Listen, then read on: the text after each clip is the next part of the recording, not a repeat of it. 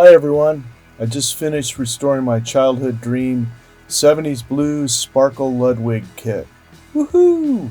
Love this kit, love the retro sound. I used an Evans calfskin Rezo head for the front of the bass drum and was sitting on the fence whether I should port it or not.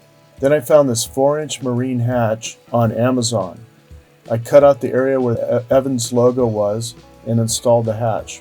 I used soft pop rivets and washers to hold it in place, being careful to use minimal pressure to not crack the ring. Screws and nuts can work too. The cover can be removed to port the bass drum and screwed in to make it non-ported, making it the best of both worlds. There's a noticeable change in the sound between the two options, and aesthetically I think it looks pretty cool. Definitely unique.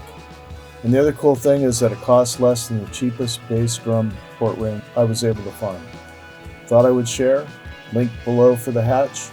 Thanks for looking.